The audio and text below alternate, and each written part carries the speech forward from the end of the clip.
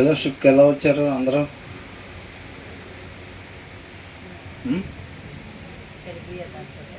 చక్కగా మన ఇష్టాన్ని నెరవేర్చుకుంటా, మన చిత్తాన్ని నెరవేర్చుకుంటా వచ్చామా? మరి ఎలా వచ్చాం? నీతి న్యాయాన్ని మాత్రమే అనుసరిస్తా, దేవుని చిత్తానుసారంగానే ఉంటూ ఆయన్ని మహింపరుస్తా ఫెలోషిప్కి వచ్చాం. అంతేనా కదా? వారం మొత్తం కూడా నీతిగా న్యాయంగా దేవుడు తన కృపను బట్టి మనల్ని ఎక్కడెక్కడికైతే నడిపించాడో, హౌస్ వైఫ్గా ఉండే వాళ్ళ ఇంటి దగ్గర, పొలం పనికి వెళ్ళే వాళ్ళకి, ఆఫీస్లో పనికి వెళ్ళే వాళ్ళకి, ఎక్కడున్నా సరే నీతిగా న్యాయంగా ఆయన నామానికి మహిమకరంగా మాత్రమే మనం జీవించి ఇక్కడికి రావాలి. మళ్ళీ ఇక్కడి నుంచి వెళ్ళిన తర్వాత అలాగే ఉండాలి. అంతే కదా? కాబట్టి అనేక దినాలు అనేక మంది ఉన్నట్టుగా క్యాలెండర్లో రాసి ఉంటాయి కదా, పైనుండే వచ్చిన ప్రకారంగా మనం ఉంటే కిందుండే ఆశీర్వాదాలు మనకి వస్తాయి. అవునా? అలా ఉండకపోతే చాలామంది ఏం చేస్తారంటే, క్రైస్తవులు అని చెప్పబడే వాళ్ళు పైనుండే వాటిని ఏది కూడా చేయరు, కింద ఉన్న వాటిని పదే పదే పలుకుతూ ఉంటారు. వాటి కోసం ఉపవాసాలు ఉంటారు. ఏది కింద ఉన్న వాటి కోసం, పైనుండే వాటిని పరిగణలోకి తీసుకోరన్నమాట. దేవుడు అలాగ ఉంటాడా? అలా సహాయం చేస్తాడా? అలా ఉండడు. అవునా? కండిషన్తో కూడుకున్న బ్లెస్సింగ్స్ దేవుడు ఇస్తాడు. కాబట్టి మనం ఆ పైన చెప్పబడిన వచనాల రీతిగా మనం ఉంటే కింద చెప్పబడే ఆశీర్వాదాలు మనకి వస్తాయి అన్నమాట. అబ్రహాం దేవుడితో నడిచాను అని అంటే, దేవుడు ఏదైతే చెప్తా ఉన్నాడో దాని ప్రకారంగా చేస్తా అబ్రహాము ముందుకెళ్తా ఉన్నాడు దేవుడితో పాటు. మనం కూడా అబ్రహాం వల్లే దేవునితో నడవాలి అంటే, దేవుడు ఏదైతే మనకి తెలియపరుస్తున్నాడో దాని ప్రకారంగా మనం ఉండాలన్నమాట. అది దేవునితో అడుగులు వేసుకుంటా ముందుకెళ్ళటం అంటే. అంతేనా? ఇప్పుడు ఏ వచ్చినా మనం ధ్యానించుకుంటుంది 20వ వచనం అయిపోయింది. 21వ వచనం, నా కుమారుడా ఎవరు చెప్తున్నారు ఈ మాట? ఇక్కడ ఉన్న వాళ్ళు ఎవరికని చెప్తున్నాడు దేవుడు? అందరికీ చెప్తున్నాడు అన్నమాట. అవునా? ఏమంటున్నాడు? నా కుమారుడా, లెస్ అయిన జ్ఞానమును వివేచనను భద్రము చేసుకును. ఏం చేయాలంట? భద్రం చేసుకోవాలంట. అది అసలు ఎక్కడి నుంచి వచ్చింది భద్రం చేసుకోవటానికి? దేవుని నోట నుంచి వచ్చిందంట జ్ఞానం. ఏంటంట? దేవుని నోట నుంచి జ్ఞానం వచ్చింది. దేవుడి నోట నుంచి రావటం అంటే వాక్యం నుంచి, ఆయన నోట నుంచి వెలువడే మాట ఏమంటాం? వాక్యము అంటాం అన్నమాట. ఆ వాక్యం నుంచి ఆయన యొక్క జ్ఞానం మనం పొందుకోవాలి అని అంటున్నారు. తండ్రి మాట నుంచి తన కుమారుడు ఏం పొందుకున్నాడంట? జ్ఞానాన్ని పొందుకొని ఆ జ్ఞానంతో ఈ లోకంలో ఉండి ఈ లోక మాలిన్యం తనకి అంటకుండా తండ్రి చిత్తాన్ని మాత్రమే నెరవేర్చేవాడుగా ఉన్నాడు. తను ఉపేక్షించుకోగలిగాడు. తను ఉపేక్షించుకొని తండ్రి చిత్తాన్ని మాత్రమే నెరవేర్చాలి అని అంటే ఖచ్చితంగా ఏం కావాలి? దైవ జ్ఞానం కావాలి. కాబట్టి తన కృపను బట్టి ఏమంటున్నాడు? మనలో ఏ ఒక్కరు కూడా నశించిపోకూడదని చెప్పి మనం కూడా ఒక జ్ఞానాన్ని సంపాదించుకోవాలి. మీరు పోగొట్టుకున్న స్థితిని మరలా పొందుకోవాలి, తండ్రితో పాటు యుగయుగాలు ఉండాలి అని అంటే ఖచ్చితంగా యొక్క జ్ఞానం అవసరం.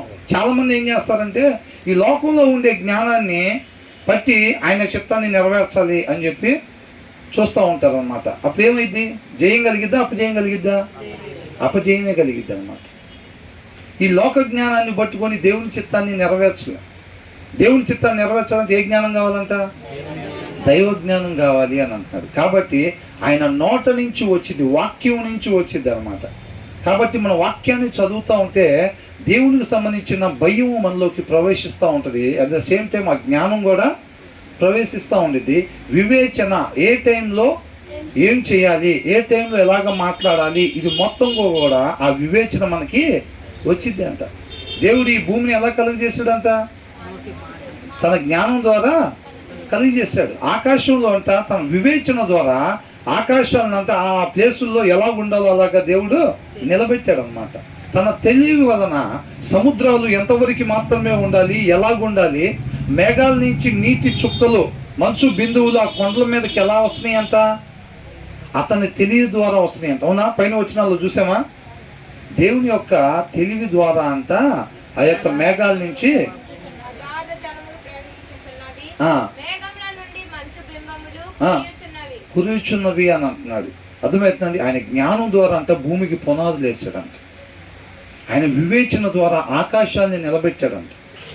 తన తెలివి ద్వారా అంట ఈ నీటి అగాధ జలాలని ప్రవహింపజేస్తున్నాడు అన్నమాట. ఆ యొక్క జ్ఞానాన్ని మీరు కూడా పొందుకోవాలి. ఆ జ్ఞానం లేకపోతే ఈ లోక జ్ఞానం ఎంత ఉన్నప్పటికీ కూడా దేవుని చిత్తాన్ని నెరవేర్చలేరు. అందుకని గొప్ప గొప్ప ఈ లోకంలో ఉండే జ్ఞానవంతులు అంటారు, ఆ దేవుడు కూడా నన్ను ఆపలేరు ఇంకా అంటారు. ఆ దేవుడు కూడా నన్ను ఇంకా ఆపలేరు. అవునా? నేనే దేవుడు నేను చాలా మంది చెప్పుకున్నారు. ఎందుకు? వాళ్ళ ఫీలింగ్ ఏంటి? గొప్ప జ్ఞానవంతులు అని చెప్పి అన్నారు. ఆ జ్ఞానం వలన బ్రతికిచ్చిందా? పోగొట్టుకున్న స్థితికి చేర్చిందా? చేర్చలేదు. కాబట్టి లోక జ్ఞానం దేవుని చిత్తాన్ని నెరవేర్చలేదన్నమాట. కాబట్టి దానికి దేవుడి జ్ఞానం కావాలి. ఆయన ప్రేమించి మనతో మాట్లాడుతూ ఉన్న నా కుమారుడా, లెస్ అయిన జ్ఞానమును వివేచనను భద్రం చేసుకును. వాటిని నీ కనుల ఎదుట నుండి ఆ, తొలగిపోనీయకుము. ఏంటంట? ముఖ్యమైన వాటిని ఏం చేస్తారు? కళ్ళ ముందలు పెట్టుకోవాలన్నమాట. అర్థమవుతుందండి. కళ్ళకి రెండు కళ్ళ మధ్యలో కట్టుకోవాలని అంటారు. ముఖ్యమైన వాటిని అస్సలు తొలగిపోకూడదు అనమాట. ఏంటంట? జ్ఞానము వివేచన ఏం చేయాలంట? మనం భద్రం చేసుకోవాలంట. ఎక్కడి నుంచి పొందుకొని భద్రం చేసుకోవాలి? వాక్యం నుంచి. వాక్యం చదువుతూ ఉంటే ఆ యొక్క జ్ఞానము వివేచన ఏ టైంలో ఏం చేయాలి, మన ఆత్మీయ జీవితాలు ఈ లోకమాలిన్యం అంటించుకోకుండా ఉండాలి అని అంటే ఆ యొక్క జ్ఞానం కావాలి, ఆ వివేచన కావాలి. ఈ లోకంలో మనం బ్రతకాలి అని అంటే. అవునా? ఈ లోకంలోనే ఉండి యేసుక్రీస్తు వారు ఆత్మీయ జయాన్ని పొందుకున్నారా లేదా? మనం కూడా అలా పొందుకోవాలంటే ఆ వివేచన మనకు అవసరం అన్నమాట. ఆ వివేచన, ఆ జ్ఞానం లేకపోతే సాధ్యమయ్యేది కాదు. కాబట్టి దాన్ని భద్రం చేసుకున్నామో, వాటిని నీ కన్నుల ఎదుట నుండి తొలగిపోనీయకము అని అంటున్నాడు అన్నమాట. వాటిని పక్కన పెట్టడానికి ఏమాత్రం కూడా వీలు లేదంట. ఎందుకని? అయ్యా పెట్టడం వల్ల ఏమొచ్చింది? అవి తర్వాత ఏంటంట? ఏవి? ఆ జ్ఞానము వివేచన ఎవరైతే భద్రం చేసుకుంటారో వాళ్ళకి ఏంటంట? అవి జీవము. ప్రతి ఒక్కరు మనం దేనికోసం, మన నిరీక్షణ ఏంటి? నిత్య జీవము. అవునా? నిత్యము జీవించుండేవాళ్ళుగా, కొంతకాలం ఉండి మరణానికి గురయ్యే వాళ్ళంగా కాకుండా మన తండ్రితో పాటు నిత్యము జీవించి పండు తినక ముందు ఉన్న స్థితిలోనికి వెళ్ళాలి. మరలా మేము తప్పిదం చేసి తండ్రి మాట వినకుండా, ఆయన చిత్తాన్ని నెరవేర్చకుండా, మా ఇష్టాన్ని నెరవేర్చుకొని మేము ఈ పాపం ద్వారా మరణాన్ని తెచ్చుకున్నాము. కాబట్టి ఈ స్థితిలోంచి మరలా మేము ఆ స్థితిలోకి తన కుమారుడైన యేసుక్రీస్తు ద్వారా ఎలాగైతే కనపరిచాడో తండ్రి, మేము కూడా ఆ రీతిగా వెళ్ళి తండ్రితో పాటు నిత్యము జీవించేవారుగా ఉండాలి అనేది మన నిరీక్షణ. అవునా? ఆ నిత్యము జీవించేదాన్ని ఏం తీసుకొస్తాయంట? అవి నీకు జీవముగాను. ఆ జ్ఞానము వివేచన అంటే ఏం తీసుకొస్తాయంట? మనకి మన సొంత ఆలోచన నెరవేర్చుకుని మరణాన్ని తెచ్చుకుందాం చూసారా? ఆ మరణాన్ని తీసేసి ఏం తీసుకొస్తాయంట? జీవాన్ని తీసుకొస్తాయంట. పండు తినక ముందు ఏదైతే మనిషి కలిగి ఉన్నాడో ఆ యొక్క జీవాన్ని తీసుకొచ్చేది ఏంటంట? జ్ఞానము వివేచన. అవి ఎక్కడి నుంచి వస్తాయంట? దేవుని వాక్యం నుంచి వస్తాయి అన్నమాట. కాబట్టి మన నిత్యం కూడా వాక్యాన్ని చదువుతూ ఉండాలి. యెహోషువతో చెప్పాడు, నువ్వు బ్రతికినంత కాలం కూడా దాన్ని నువ్వు చదువుతూ ఉండాలి. నువ్వు దాన్ని చదివేటప్పుడు దానికి సంబంధించిన భయము నీలో కలిగిద్ది. అప్పుడు నువ్వు దాన్ని అనుసరిస్తావు. దాన్ని నువ్వు అనుసరించి నీతి న్యాయంగా, అంటే ఒక మనిషి ఏ రీతిగా మాత్రమే ఉండాలో దాంట్లో రాయబడి ఉండిద్ది అనమాట. అదే వాక్యం. అవునా? నువ్వు దాన్ని ధ్యానించటం వల్ల ఏమైందంటే దానికి సంబంధించిన భయము భక్తి నీలోకి వచ్చి నువ్వు ఆ నీతిగా న్యాయంగా ఉంటావు. నువ్వు ఫస్ట్ ఆఫ్ ఆల్ అలాగ ఉంటే తన ఇష్టజనమైన ఇశ్రాయేలీయులందరిని కూడా నీతిగా న్యాయంగా నువ్వు నడిపిస్తావు అన్నాడు. అనడా లేదా? దానికోసం నీతిగా న్యాయంగా మనం నడవాలి అంటే ఫస్ట్ దాన్ని ఏం చేయాలంట? ధ్యానించాలి అని అంటున్నాడు. అర్థమవుతుందండి? అలాగ మనం ధ్యానిస్తే అంట మనకి జ్ఞానం వివేచన వచ్చింది. అవి వచ్చినప్పుడు అంట అవి మనకి ఏమిస్తాయి అంట? జీవముగా ఉంటాయి. మనం ఎతుకులాడే తీగనమాట. మనం దేనికోసం ఎతుకుతున్నాం? నిత్య జీవం కోసం ఎతుకుతున్నాం. అదేగా దేవుడు మనకి ఇస్తానంది. ఏమన్నాడు? నిత్య జీవాన్ని ఇస్తాను, మీరు పోగొట్టుకున్న స్థితిని నేను మరలా మీకు దయచేస్తాను అని అంటున్నాడు. ఇక మనకి జీవం లేదు, జీవం కలిగి ఉంటామని ఒక ఆశ కూడా లేకుండా అందరం కూడా పాపం చేసి మరణానికి గురయ్యి ఆ ఊబిలో పడిపోయి ఉంటే దిక్కు తోల్చిన స్థితిలో మానవుడు ఉన్నప్పుడు ఏం చేశాడు? ఆయన వచ్చి నీకు మరలా నిత్య జీవాన్ని ఇస్తాను, పోగొట్టుకున్న స్థితిని ఇస్తా, తండ్రి దగ్గరికి నేను మరలా నేను చేరుస్తానని ఆశని చిగురింపు చేశాడు అనమాట. అవునా? కాబట్టి ఏమంటున్నాడు, అవి నీకు జీవముగాను నీ మెడకు అలంకారముగాను ఉండును. ఏంటంట మనకి మెడకు అలంకారం అంటే ఏంటి? స్త్రీలకు ఏంటంట అలంకారం? గుణం అనే అలంకారం ఉండాలంట వాక్యంలో. అవునా? అవునా?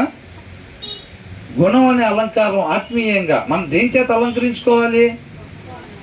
ఈ లోకస్తులకి, విశ్వాసులు, క్రైస్తవులు, క్రొత్తగా జన్మించిన వాళ్ళు అలంకారం కనపడదు. వాళ్ళకి ఎట్లా ఉంటుంది అంటే బోసిపోయినట్టు కనపడతాం. దేవుడు మనం చూసినప్పుడు ఎలా కనపడతాం? ఈ మెల్ల హారం, తల మీద కిరీటం, చేతికి బ్రేస్లెట్, ఉంగరాలు, ఇవన్నీ ఉన్నట్టుగా కనపడతాం దేవుడికి మనం. అవునా? అవేంటి? ఈ జ్ఞానం, వివేచన, ఆయన కృపను కోరుకోవటం, ఇవన్నీ కూడా అలంకారాలే మనకి. స్త్రీకి గుణం అనే అలంకారం కనపడదాం.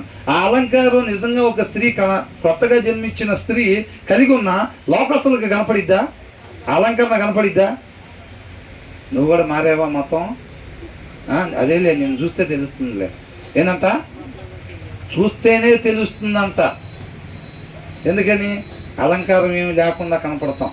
దేవుడికి ఎలా కనపడతాం అంటే మనం అలంకారం. ఎవరైతే జ్ఞానం, వివేచన కలిగి ఉంటారో వాళ్ళు చక్కగా మంచి అలంకారం పెట్టుకున్నట్టుగా అన్నమాట. అవునా?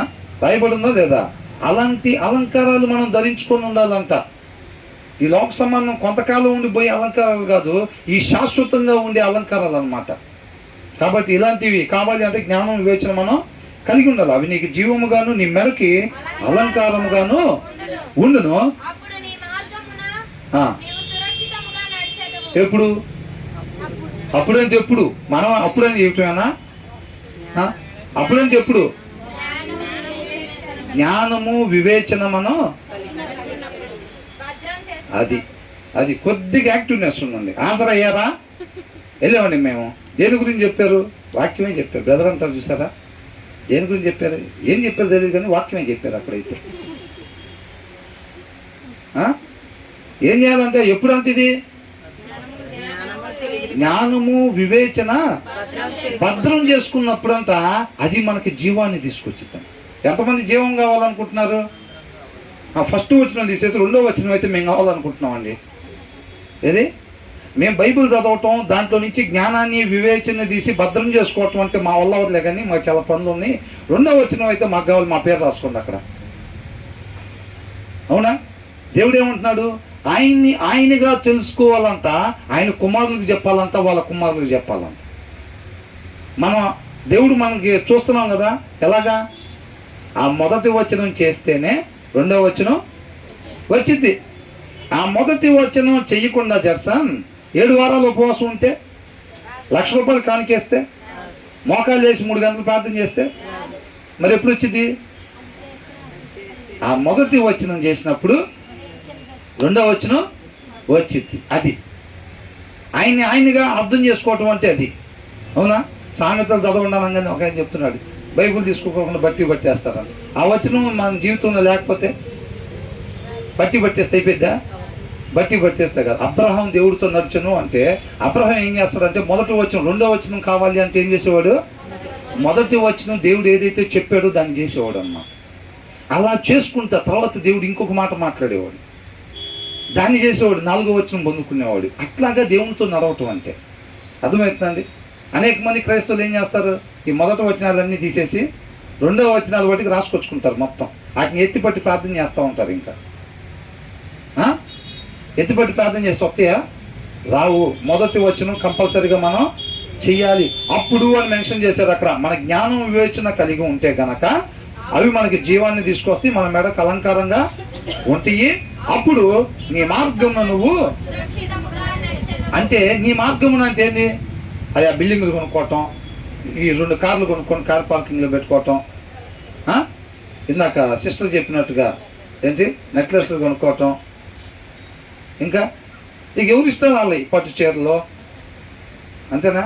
ఇట్లాంటివన్నీ రకరకాల ఫ్రిడ్జులు, బీరువాలు, ఇట్లాంటివన్నీ అదా? అప్పుడు నీ మార్గం నువ్వు సురక్షితంగా అంటే ఓకే, మా మార్గం అదండి, మా దగ్గర డిమార్ట్ లిస్ట్ లాగా ఉందండి, లిస్ట్ ఒకటి. వాటిని నెరవేర్చుకుని ఎట్టి పరిస్థితుల్లో మా జీవితాలు ముగిసిపోయేసరికి ఆ లిస్టులో ఉన్నాయి మొత్తం నేను పొందుకోవాలండి, అది నా మార్గం అంటే ఆ మార్గంలో సురక్షితంగా నడిపిస్తాడా? మరి ఏ మార్గంలో? నీ మార్గంలో అంటే ఒక మనిషి ఏ రీతిగా మాత్రమే జీవించాలో ఆ రీతిగా మాత్రమే నువ్వు నేను జీవించేటట్టుగా దేవుడు నడిపిస్తాడు అనమాట. వాక్యం ఏంటండి? వాక్యం ఏంటి? నీతిమంతుడుగా ఉండాలంట, ఆయన రాజ్యంలో నీతిమంతులే ఉంటారంట. నీతిమంతుడు ముడితే ఆయన కనుగుడ్డును ముట్టినట్టంట. నీతిమంతుడు అంటే ఎవరు? వాక్యాన్ని అనుసరించడం అంటే ఏంటి?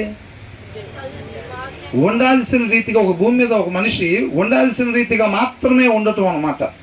వాక్యం ఏం చెబుతుందంటే ఒక మనిషి ఈ రీతిగా మాత్రమే ఉండాలి అనేది తెలియపరుస్తూ ఉంటుంది వాక్యం.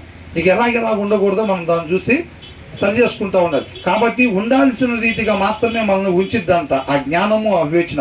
అప్పుడు నీ మార్గంలో నీవు సురక్షితముగా నడిచెదవు. నీ పాదము ఎన్నడూ తొట్టిల్లదు. ఏందంట? నీ పాదము ఎప్పుడు కూడా తొట్టిల్లదంట. ఎప్పుడు? అప్పుడు.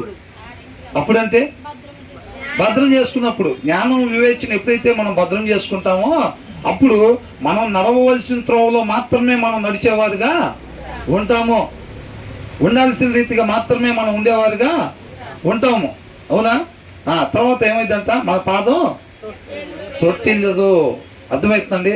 మనం ఆత్మీయంగా దిగజారిపోకుండా ఉండాలి అని అంటే, ఆత్మీయంగా పడిపోకుండా ఉండాలి అని అంటే ప్రతి విశ్వాసి ముందల మార్గంలో ఏముంటి? ఒక విశ్వాసి జీవితంలో ముందల ఏముంటి? వలలో, గుంటలో త్రవ్వు ఉంటాయి అన్నమాట. ఒక విశ్వాసి జీవితం ముందు వలలు లేకుండా ఎప్పుడు ఉంటాయి? రాంగ్ వేలో వెళ్తున్నప్పుడు ఉండవు. రైట్ వేలో ఎప్పుడున్నా సరే తన ముందర ఏముంటాయి? వలలు పెట్టుంటాయి అన్నమాట. నిత్యము వలలు పెట్టుంటే ఒక ఆత్మీయుడి జీవితంలో, సత్య మార్గంలో వెళ్ళే వాళ్ళ జీవితంలో ప్రతి క్షణం కూడా వాళ్ళని పడగొట్టడానికి వలలో పెట్టే ఉంటాయి అన్నమాట. కాబట్టి మన ఆత్మీయ జీవితం ఈ లోకంలో ఉంటా మన ఆత్మీయ జీవితాన్ని కాపాడుకోవాలి, త్రొట్టిల్లిపోకూడదు అని అంటే ఆ జ్ఞానాన్ని, వివేచన మనం భద్రం చేసుకోవాలంట. చేసుకున్నప్పుడు మనం నడవలసిన త్రోవలో మనం నడిచేవారు ఉంటాం. మన పాదాలు త్రొట్టెల్లిపోకుండా ఉంటాయి అని అంటున్నాడు. ఆ జ్ఞానం, వివేచన లేకపోతే అంటే ఏంది అర్థం? మన ఆత్మీయ జీవితాలు కాపాడుకుంటామా? త్రొట్టెల్లిపోతామని అర్థం. అవునా కదా? నడవలసిన త్రోవలో మనం నడవు అని అర్థం, నడవలేవు అని అర్థం. అవునా? తర్వాత ఏమంటున్నాడు?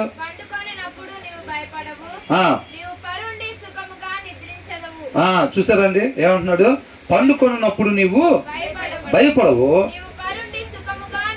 సుఖముగా నిద్రించదు అని అంట. భయపడేది ఎవరు? కీర్తనలో 11వ అధ్యాయంలో ఏమనుంది? నీతిమంతుడివే కానీ పునాదులు కలిపిపోయి ఏం చేస్తాం? పక్షిరాజు రెక్కలు కట్టుకున్నట్టుగా రెక్కలు కట్టుకొని పారిపోమని దావీదుతో చెప్తే వాళ్ళు ఏమన్నారు? దుష్టులు బాణాలు ఎక్కి పెట్టున్నారంటే ఏమన్నారు దావీదు? నేనెందుకు పారిపోవాలి? నేను నీతిగా, న్యాయంగా ఉండేవాడిని. నేను ఇలా ఉండేవాళ్ళంటే దేవుడికి ఇష్టం. ఎవరైతే వాక్యాన్ని అనుసరించకుండా ఉంటారో వాళ్ళంటే వాళ్ళ మీదకి దేవుని ఉగ్రత వచ్చింది. వాళ్ళు పారిపోవాలే కానీ నేను పారిపోవాల్సిన అవసరం లేదు. నీతిమంతుడు సింహం వల్లే ధైర్యంగా ఉంటాడు ఎప్పుడైనా. అర్థమవుతుందండి? తప్పు చేసిన వాళ్ళు, వాక్యాన్ని అనుసరించిన వాళ్ళు పారిపోవాలి. అవునా కదా? కాబట్టి ఇక్కడ ఏమంటున్నాడు? పండుకొనున్నప్పుడు నీవు భయపడవు. ఎప్పుడంట? ఎంతమందికి కావాలి ఆ సుఖమైన నిద్ర? ఎంతమందికి ఆ సుఖమైన నిద్ర కావాలి? ఎలాగొచ్చిద్దంట అది? ఎలా వచ్చిద్దంట అది? జ్ఞానాన్ని, వివేచనని భద్రం చేసుకుంటే వచ్చిద్దంట. ఆ రెండింటిని భద్రం చేసుకోకపోతే 10 వారాలు ఉంటే 20 వారాలు లోకంలో అంటారు కదా, ఎవరైనా 0 దగ్గర పడాల్సిందే అని. దేవుడు కూడా ఏదో ఒక వారం దగ్గర పడిపోతాడా? ఎక్కడ పడిపోతాడు? మొదటి వచనం దగ్గర పడిపోతాడు ఆయన. అవునా? మొదటి వచనం మనం చేస్తేనే ఇవన్నీ కూడా మనకు వస్తాయి. మొదటి వచనం లేదనుకోండి, బైబిల్ తీయటాలు ఉండవు. అది అలమారలోనే ఉందనుకోండి, మనకి ఎక్కడ ఉంటుంది? కొంతమంది నిద్రలో చిన్న సౌండ్ ఉండగానే ఉలిక్కి పడుతూ ఉంటారు. ఎందుకు ఆ భయం? జ్ఞానం, వివేచన భద్రపరచుకోకపోతే అదే. సుఖంగా పడుకుంటారా? సుఖంగా పడుకునేది ఉండదు. తర్వాత ఏమంటున్నాడు?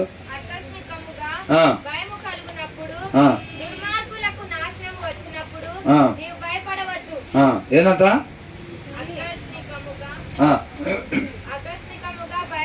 కూర్చోవాలి. ఆకస్మికముగా భయము కలుగునప్పుడు కాదు, ఇక్కడ ఆకస్మికముగా భయం అంటే వాళ్ళ దగ్గర భయం వచ్చిద్దా? పైన వచ్చిన ఏమనుంది? భయపడవు అని ఉంది, అవునా? కాబట్టి ఇక్కడ ఏమని ఇచ్చాడు ఇంగ్లీష్లో? Have no fear of sudden disaster అని అంటున్నాడు. సడన్ గా వచ్చే ఉపద్రవాలకి నువ్వు హ్యావ్ నో ఫియర్, అలాంటి వాటికి నీకు భయపడవు. ఎందుకంటే నా దగ్గరికి రావు. నీ కుడి పక్కన 1000 మంది పడినా, ఎడం పక్కన 10,000 మంది పడినా అపాయం. ఎందుకనండి? గొడిగే ఉన్న అంబ్రెల్లా ఏమైనా పెట్టుకున్నారా? మరి ఎందుకు? కుడి పక్కన ఎడం పక్కన ప్రాబ్లం జరుగుతుందంటే ఏం దగ్గరికి రావట్లేదంట అపాయం. ఎందుకు? నిన్ను ముడితే నా కన్నుగుడ్డును ముట్టినట్టే అంటున్నాడు. కాపుదలు ఎవరు ఇస్తున్నారు? దేవుడు కాపుదలు ఇస్తున్నాడు అన్నమాట. అక్కడి నుంచి వస్తున్న రక్షణ. కీర్తనలు అద్భుతంగా రాశారు. ఏమని? రక్షణ యెహోవా యొద్ద నుంచి మాత్రమే వచ్చిద్దంట. పెదనాన్న నుంచి, పెద్దమ్మ నుంచి, అన్నయ్య నుంచి, బాబాయ్ నుంచి. ఎక్కడి నుంచి వచ్చింది? డబ్బు నుంచి, బంగారం నుంచి, పలుకుబడి నుంచి. ఎక్కడి నుంచి వచ్చింది? యెహోవా యొద్ద నుండి మాత్రమే వచ్చిద్దంట రక్షణ, అవునా? ఎంత గొప్పది మన మినిస్టర్ కూడా తెలిసి ఉండొచ్చు కాక. ఎమర్జెన్సీలో ప్రాబ్లం వస్తే ఒక్కోసారి సిగ్నల్ కలవకపోతే ఏం చేస్తాం? జరగాల్సిన నష్టం జరిగింది. అక్కడ సిగ్నల్ కలవకుండా ఉంటుందా? ఆయన దగ్గర సిగ్నల్ కలవకుండా ఉంటాం ఉండదు, అంతేనే కదా? కాబట్టి మనం ఏం చేయాలంట? ఆకస్మికంగా అలాంటి భయం అంతా ఏముంది? Have no fear of sudden disaster. అలాంటి భయం నీకు ఉండదు. Of the room that overtakes the wicked అని అంటున్నాడు. తర్వాత ఏమంటున్నాడు? దుర్మార్గులకు నాశనం వచ్చినప్పుడు వాళ్ళ దగ్గరికి వచ్చింది నాశనం. ఎవరి దగ్గరికి వచ్చింది? దుర్మార్గుల దగ్గరికి వచ్చింది. దుర్మార్గులు అంటే ఎవరండి? వాళ్ళు తెల్ల చున్నీలు కప్పుకోరా? నాలా గల షర్ట్లు వేసుకోరా? మరి ఎలా వాళ్ళని గుర్తించేది? వాళ్ళ దగ్గర జ్ఞానం ఉండదు. జ్ఞానం ఎందుకు ఉండదు? వాళ్ళు వాక్యం చదవరు. వాక్యం చదవకపోతే దానికి సంబంధించిన గుణలక్షణాలు ఏదో ఉండవు. మరి వాక్యం చదవకపోతే ఆ జ్ఞానం ఉండదు, ఆ వివేచన ఉండదు, అవునా కదా? అవి లేకపోతే ఏమైంది? వాళ్ళు సపరేట్గా ఏముండరు, మన మధ్యలోనే చక్కటి డ్రెస్సులు వేసుకొని చక్కగానే ఉంటారు. అంతరంగంలో ఏముండదంట? సత్యం ఉండదు, వాక్యం ఉండదు, అవునా? తర్వాత ఏంటంట? యెహోవా ఎవరంటే ఆధారం అయ్యేది? For the lord will be at your side అని అంటున్నాడు. ఎప్పుడు? దేవుడు మన పక్షాన ఉంటాడంట. ఎప్పుడంట? జ్ఞానాన్ని వివేచనని ఎప్పుడైతే మనం భద్రం చేసుకుని పెట్టుకుంటామో మనం, అప్పుడు దేవుడు మన పక్షాన ఉంటాడు అని అంటున్నాడు. అర్థమవుతుందండి? For the lord will be at your side అని అంటున్నాడు. దేవుడు మన తరపున ఉండాలి, మన పక్షాన ఉండాలి, మనకు తోడుగా ఉండాలంటే ఏం చేయాలి? ఆయన మాటని పరిగణలోకి తీసుకోవాలి. వాక్యం దేవుని మాట, సర్వోన్నతుని మాట వాక్యం, అవునా? అది దేవుడి మాట. దాన్ని భద్రం చేసుకున్నప్పుడు అదే నన్ను కాపాడిద్ది, నన్ను రక్షించిద్ది అని చెప్పి ఎంతమంది అయితే దాన్ని పరిగణలోకి తీసుకుంటారో వాళ్ళ తరపున దేవుడు ఉంటాడంట. వాళ్ళకి తోడుగా దేవుడు ఉంటాను అని అంటున్నాడు, అవునా? ఇంకా ఎవరంట కాపాడేది? మన డబ్బులు కాపాడవా? అవునా? ఏదన్నా ప్రాబ్లం వస్తే ఏం చేస్తాం? ఎంతో కొంత ఇచ్చి బయటపడతాం అంటాం. అందరు మోసగాళ్ళే ఉంటారా? దేవుడిని నమ్ముకున్న అధికారులు ఉండరా డిపార్ట్మెంట్లో? ఎంత ఇచ్చినా కానీ అమ్ముడు పోని వాళ్ళు, న్యాయ ప్రకారంగా సంఖ్యలు వేసి తీసుకెళ్ళి లోపల వేసే వాళ్ళు ఉండరా? ఉంటారా లేదా? కాబట్టి ఏమంటున్నాడు? నీ కాలు చిక్కుపడకుండానట్లు ఎవరంట? దేవుడు మనల్ని కాపాడాలి. ఎవరు కాపాడలేరు మనల్ని, అవునా? కాబట్టి మనం ఎవరిని ఆనుకొని ఉండాలి? దేవుని మాత్రమే ఆనుకొని ఉండాలి. మొత్తం చుట్టాలందరూ కొట్టేసి ప్రాబ్లం రాగానే మొత్తాన్ని కొట్టేసి ఎవరు లేకపోతే లాస్ట్ కాల్ ఆయనకి చేయటం కాదు, అవునా? ఒకే ఒక ఫోన్ కాల్, అది ఎవరిది కావాలి? అది దేవుడిది కావాలంతే. అప్పుడు ఆయన కుమారుని పంపించినట్టుగా ఎవరో ఒక సహాయానికి పంపిస్తాడు అనమాట.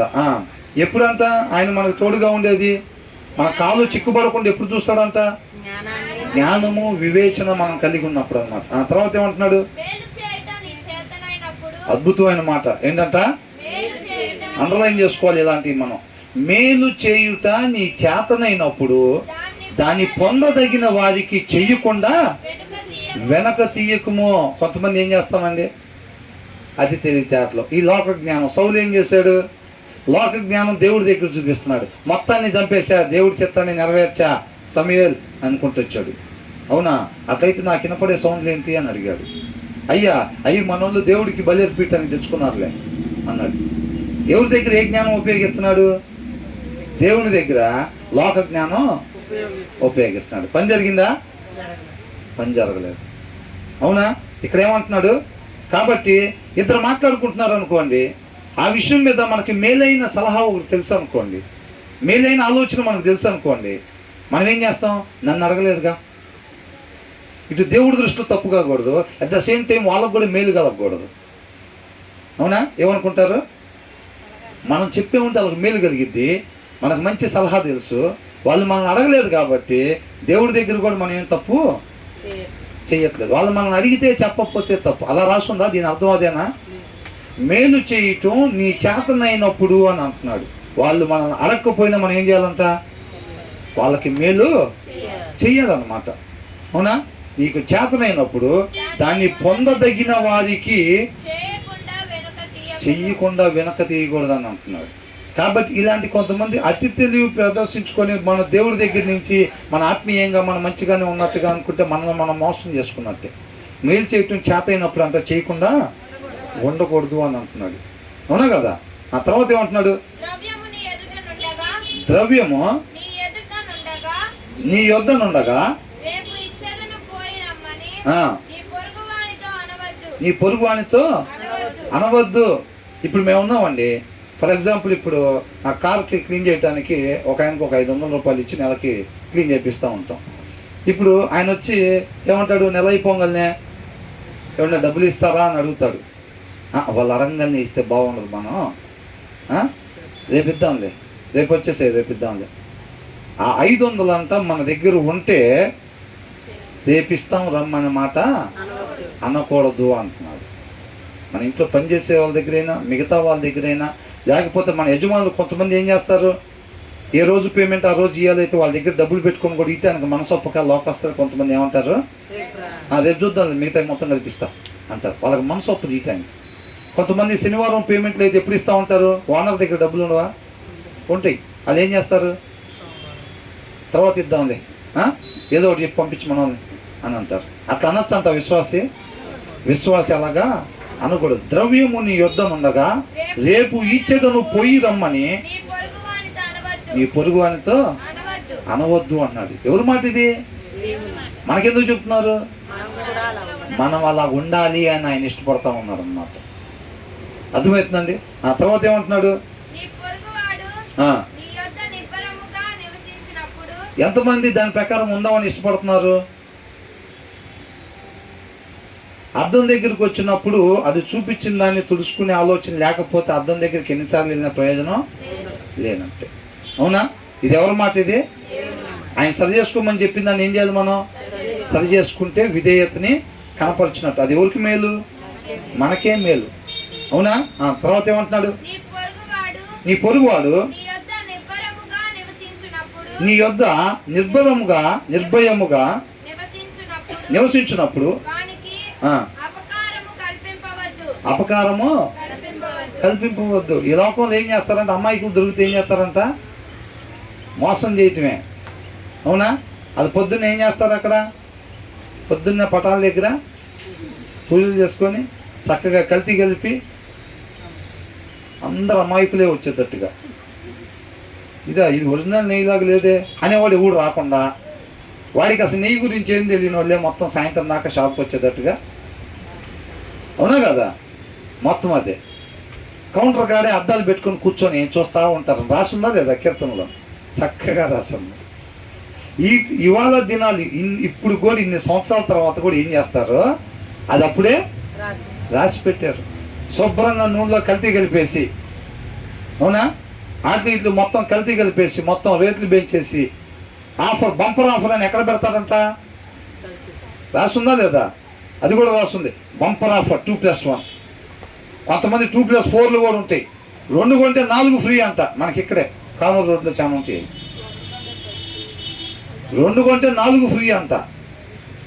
ఏమైతే వెళ్ళే బండి కూడా సడన్గా వాళ్ళు ఎక్కడో బట్టలు కొందామని పోతూ ఉంటారు. ఆ బోర్డు చూడంగానే ఎమ్మటే బ్రేక్ పడిద్ది, యూటర్న్ తీసుకుని వస్తాడు. దిగండ్రా అంటాడు పిల్లల్ని, పదం లోపలికి అంటాడు. ఆల్రెడీ రేట్లు పెంచేసే స్టిక్కర్లు వేసి ఉంటాయి. అవునా? సార్ రండి మేడం రండి కూర్చోండి అంటూ ఉంటారు. మొత్తం చక్కగా వాళ్ళ ప్రవర్తన, వాళ్ళ ఆలోచన విధానం, అవునా, మొత్తం కూడా రాస్తుంది ఇక్కడ.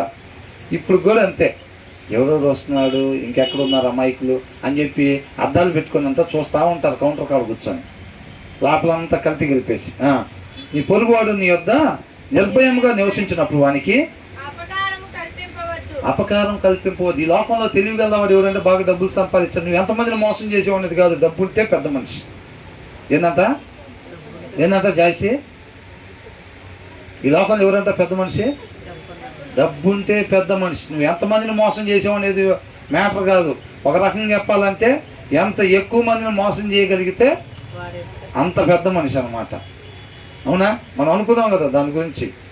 లీటర్కి 3 లీటర్లు కలిపితే వాడు 3 బ్రాంచీలు పెడతాడు. 30 లీటర్లు కలిపినాడు 30 బ్రాంచీలు, పెద్ద గోడౌన్లు పెట్టుకుంటాడు. పెద్ద మనిషి. ఆయన వచ్చే కారు ఎలా ఉంటుంది? రేంజ్ రోవర్ కారులు దిగుతాడు. ఏందిరా రహస్యం అని అంటే, పార్టీలు ఇక్కడ కలిసినప్పుడు మాట్లాడుకుంటూ ఉంటారు కదా, ఏంటి రహస్యం ఏందనంటే, మనం ఒకదానికి 3 కలుపుతాం, ఆయన ఎన్ని కలుపుతాడంట? 30 కలిపి టీవీలో యాడ్ ఇస్తాడంట. ఎక్కడిస్తాడు? టీవీలో యాడ్ ఇయ్యంగానే పబ్లిసిటీ అయిపోయింది. మన వాళ్ళకి ఎమ్మటే బయలుదేరి వెళ్ళిపోతారు. 10 సార్లు చూస్తాం కదా సినిమా మధ్యలో, సీరియల్ నోట్ చేసుకొని చూస్తారు కదా, సీరియల్ నోట్ చేసుకొని చూస్తా ఉంటే 10 సార్లు యాడ్ వచ్చింది. డీమార్ట్కి పోగానే ఆ పేరు ఎక్కడ, ఆ పేరు తీసుకొచ్చుకొని 2 బాస్కెట్లు వేసుకోవటం.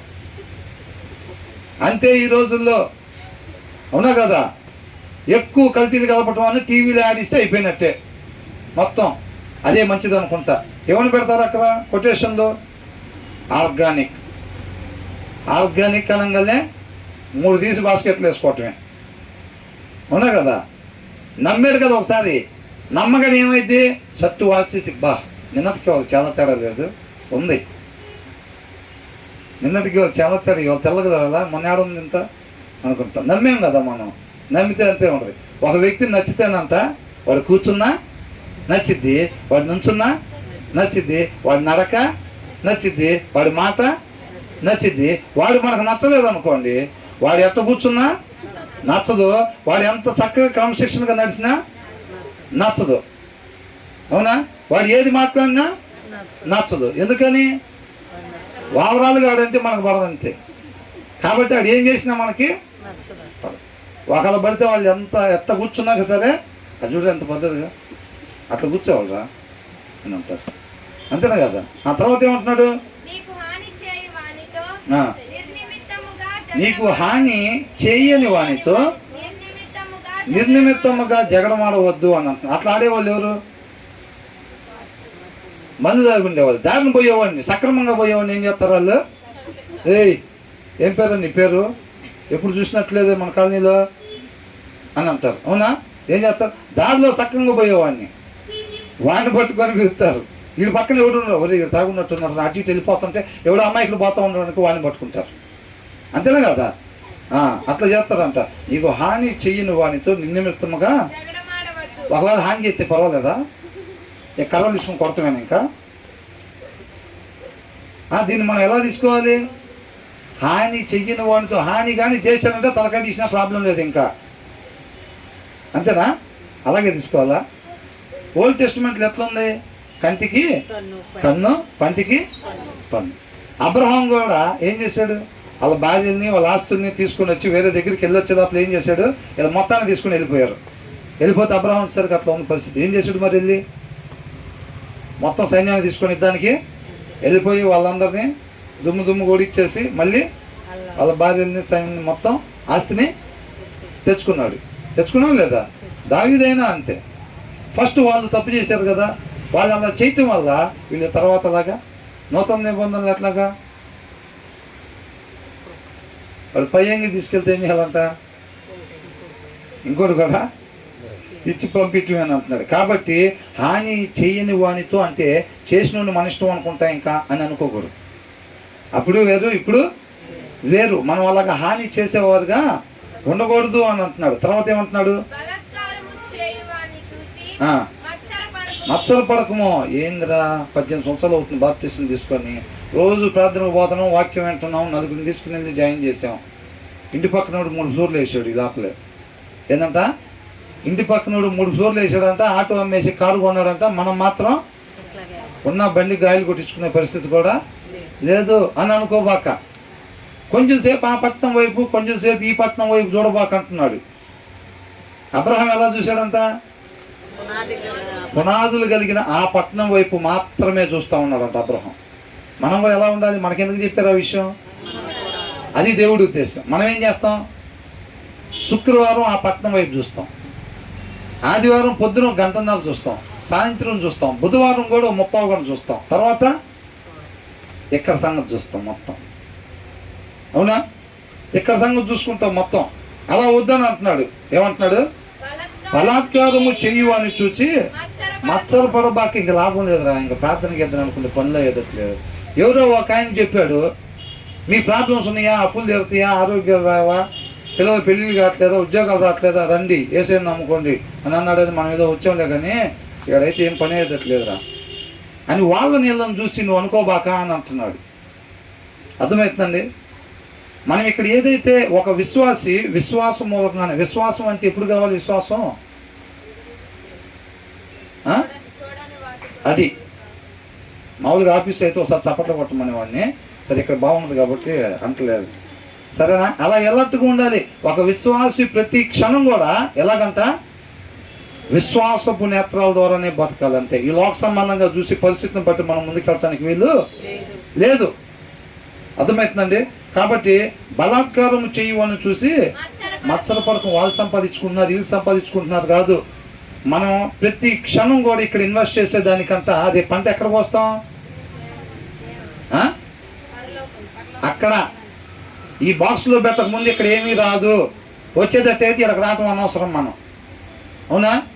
ఏమీ లేని స్థితిలో నుంచి పెద్ద వ్యాపారం పెట్టుకునేటట్టుగా నడిపించాడు. ఇక్కడికి వచ్చిన తర్వాత సాక్ష్యాలు చెబుతూ ఉంటారు. కొంతకాలం ఉండిపోయే వాటికి దేవుడు అట్లా నడిపించడు. మన అవసరతలు తీరుస్తాడు. కోరికలు ఇష్టం వచ్చినట్టు చార్టెడ్ ఫ్లైట్లు అయ్యి కావాలంటే చేయడు ఆయన. అవునా కదా?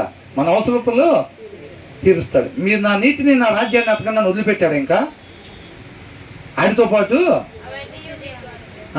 మీకేం కావాలో నేను చూసుకుంటానని అన్నాడా లేదా? కాబట్టి మనం ఏం చేయాలంట? వాళ్ళు చేసేది, వీళ్ళు చేసేది, లోకస్తులు కొంతకాలం మాత్రమే ఉండిపోయి వాటిని పోగేసుకుంటూ ఉంటారు మన కళ్ళ ముందు. అపవాది ఎక్కడో పెట్టడో ఆ ఎలుగున్న క్యాండిల్స్, వాక్యం కలిగిన హృదయాలు ఎక్కడెక్కడ ఏ కాలనీలో ఉంటున్నాయో వాళ్ళ ఇంటి పక్కన, వాళ్ళ ఇంటి ముందు, వాళ్ళ ఇంటి యువతలు తీసుకొచ్చి పెడతా ఉంటాడు. అర్థమవుతుందండి? శోధన లేకుండా ఉంటుందా? శ్రమల వల్ల అంత యేసుక్రీస్తు వారు విధేయతను నేర్చుకున్నాడంట. మనం కూడా నేర్చుకోవాలి. ఇవన్నీ మన చుట్టూనే ఉంటాయి. తీసుకొచ్చి ఆ ఇంటి అవతల ఎందుకని పెట్టేది? ఎందుకు పెడతాడు? మనం కూడా ఇక బైబిల్ తీసి పక్కన పెట్టాలని, ఇక వాక్యం తీసి పక్కన పెట్టాలని మనం కూడా దానికోసం అని చెప్పి అవన్నీ తీసుకొచ్చి రంగుల ప్రపంచం ఆడిస్తూ ఉంటాడు. ఏసే దగ్గరికి అయ్యాక తెచ్చాడు, ఇది మొత్తం నాదే, నువ్వు ఒక్కసారి నమస్కరించావంటే ఇది మొత్తం నీకు ఇస్తా రంగుల ప్రపంచం అన్నాడు. అన్నాడా లేదా? తర్వాత ఏమంటున్నాడు ఇక్కడ?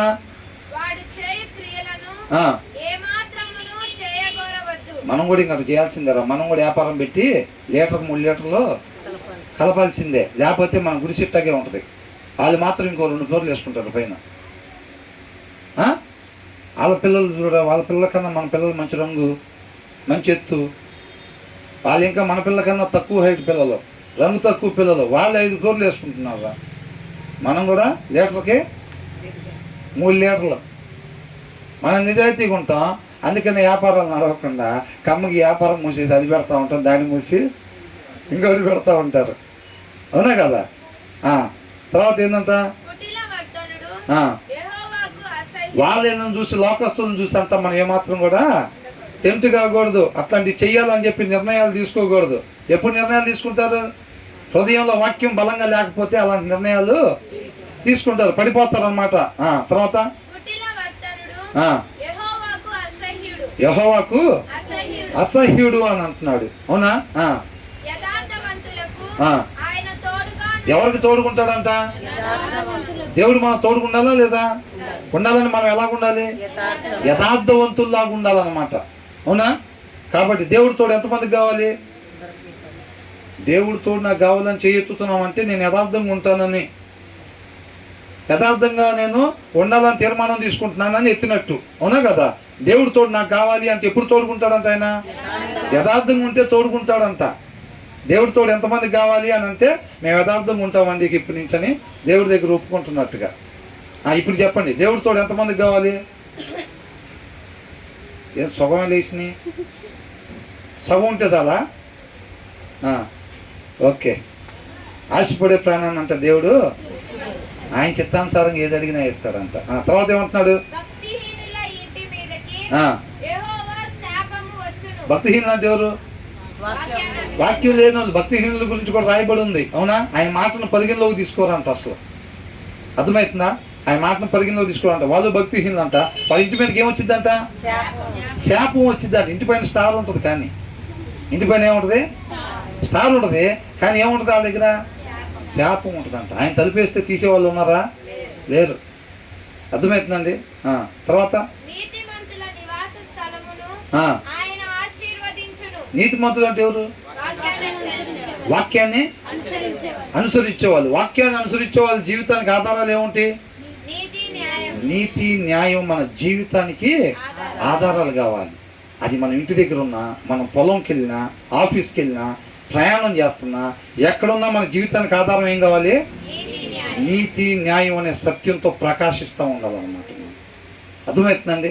అది లోకానికి వెలుగుని, మనం సారాన్ని అందించటం అంటే అన్నమాట. నీతిమంతుల నివాస స్థలమును ఆయన ఆశీర్వదించును. ఆయన ఆశీర్వాదం మనకు కావాలి అంటే మనం ఎలా ఉండాలంట? నీతిమంతుల్లాగా, వాక్యాన్ని అనుసరించేవారుగా, ఉండాల్సిన రీతిగా మాత్రమే మనం ఉండాలి. తర్వాత అపహసించును. అపహాసకులని ఎవరు అనుకున్నాం? మనం చూసాం కదా. మనం ఏమని 10 మందిలో వాడిని ఎగతాళి చేసి భలే ఎగతాళి చేసాం కదా. వాడిని కాదు ఎగతాళి చేసింది, ఎవరిని ఎగతాళి చేశారంట?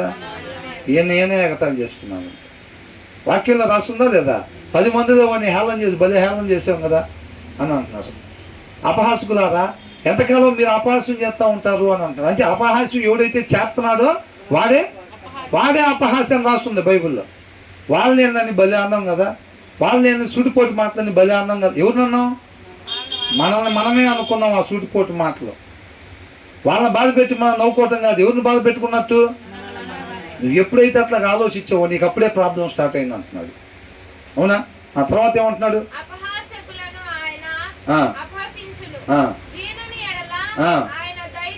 ఎవరి ఎడల అంట దయ చూపించేది? దీనుల ఎడల ఆయన దయను చూపిస్తాను అని అంటున్నాడు. హంబుల్, వినయంగా ఉండాలి. అప్రెస్డ్, అణచివేయబడ్డ వారి తరపున దేవుడు తోడుకుంటాడు అంట. అర్థమవుతుందండి? మనం నీతిగా, న్యాయంగా ఉండేటప్పుడు అలాగే ఉండిద్ది. అలాగే ఉన్న సార్ ఎవరు తోడుకుంటారో? దేవుడే తోడుకుంటాడు అనమాట. తర్వాత ఏమనుంది? ఎవరు అంటే కొంతకాలం ఉండిపోయే వార్డు మెంబర్ పోస్టులు, ఎమ్మెల్యే పోస్టులు, 5 సంవత్సరాలు ఉండిపోయే ఎమ్మెల్యే పోస్టులు, అదే ఆ ఘనత అంటే నిత్యము ఉండేదన్నమాట. దేవుడు ఇచ్చేది ఎప్పుడు కూడా కొంతకాలం ఉండిపోదు. అలాంటి ఘనతలు ఆయన నీడు. ఎలాంటి ఘనత ఇస్తాడు? శాశ్వతమైంది ఇస్తాడు అనమాట. అలాంటి ఘనతను మనం తీసుకొచ్చేది ఏంటంట? జ్ఞానము అని ఉంది. ఏంటంట? జ్ఞానం. జ్ఞానం ఎక్కడి నుంచి వచ్చింది? దేవుడి నోట నుంచి, వాక్యం నుంచి వచ్చింది. కాబట్టి జ్ఞానులు ఘనతను స్వతంత్రించుకుందరు, బుద్ధిహీనులు అవమాన భరితులు అవుతారు. వీళ్ళు ఏం చేస్తారంట? రేపు దినాన ఆయన తీర్పు ముందు నిలబడినప్పుడు ఏమైందంటే వాళ్ళకి అవమానం ఎదురైద్ది అన్నమాట. ఈ లోకంలో గొప్ప గొప్ప వాళ్ళుగా అన్యాయం చేసి చలామణి అయ్యారు చూసారండి. తర్వాత రేపు రోజున వాళ్ళందరూ కూడా అవమానం పొందుతారన్నమాట.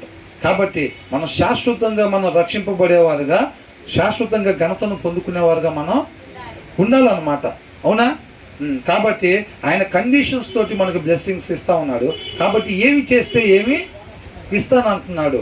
కాబట్టి మనం అవన్నీ కూడా ఆయన కృపను కోరుకొని చేసేవారు ఉండి, ఆయన ఇస్తానన్న ఆశీర్వాదాలు మొత్తం కూడా మనం పొందుకొని ఆయనతో పాటు రేపు మనం యుగయుగాలు ఉండేవారుగా ఉండాలి, అవునా? దేవునికే మహిమ కలుగును గాక. ఇవన్నీ కూడా ఎప్పుడు వస్తాయి అంట? మొదటి వచనంలో జ్ఞానాన్ని, వివేచనని మనం భద్రపరుచుకున్నాం.